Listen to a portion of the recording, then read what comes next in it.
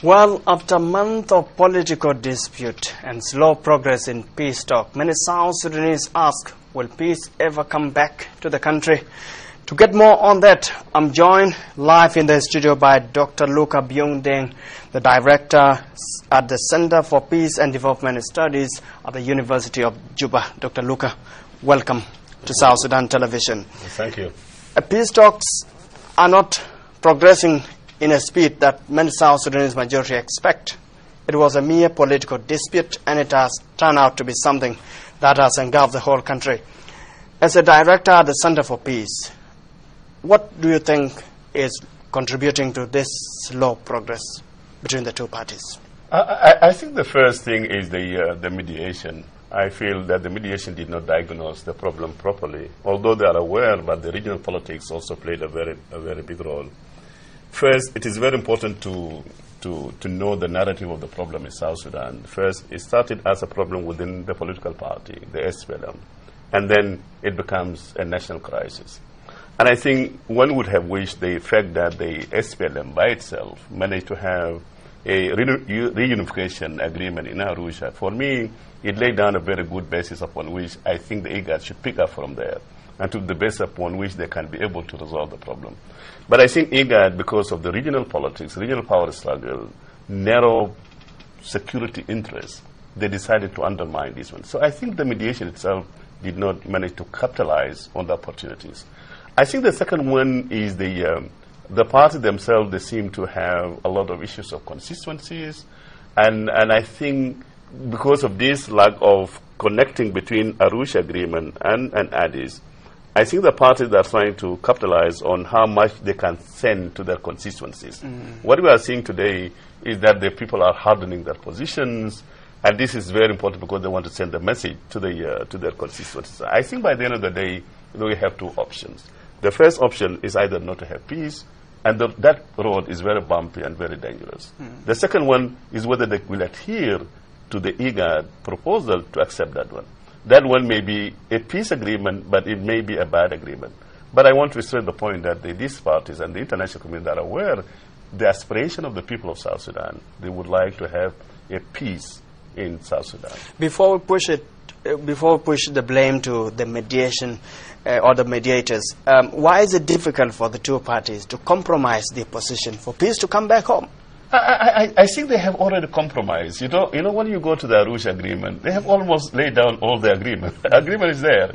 But let me give you some of the things, they are outstanding issues. If you talk about the issue of the issues of the security arrangement, I think it is not comprehensible that you can say you can have the same system of the CPA. What is needed to be done is that you need to have these two armies during the pre-interim period of 3 months. And that's very important. But there's no way you can talk about the very fact that you can go for the entire period of the interim period. I think the other issues, whether you could have this issue of powers, wealth sharing. First, you ask yourself, you have agreed as the SPLM to reunify. Why this power sharing? What should have been done? These are the things that I think there's a mix-up of issues that we need to be incorporated in the constitutional making process.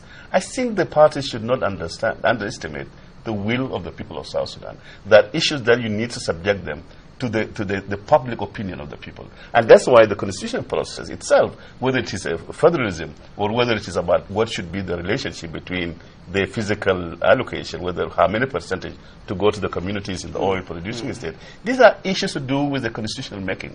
So I think people are actually confusing issues of the issues that we can discuss to consult the people and the issues that we need to do in order to manage this transition period. Transition period is only to prepare us to conduct elections so that the people can say their views about the government. Dr. Luka, what kind of a nation are we setting when somebody decides to bring change at gunpoint? What kind of a country are we expecting to achieve at the end of the day?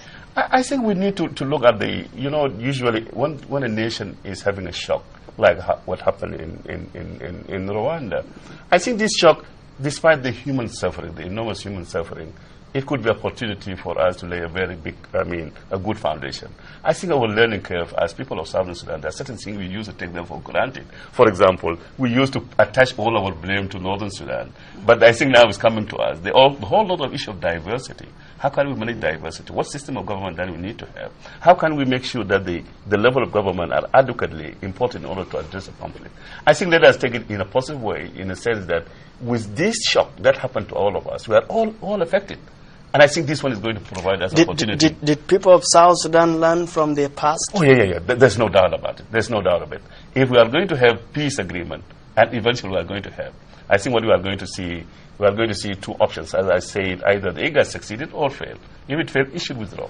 And then we are going to have another mechanism. Second thing, I think that the parties, all of them, they know that they mess up a lot of issues in this country. And people of South Sudan are watching. I think the very fact that SPLM committed itself to apologize to the people of South Sudan is a positive trend. The to be reunited SPLM. Well, we will continue that interview at the end of our news bulletin. Thanks for being with us. We'll pick up right from there in just a few minutes.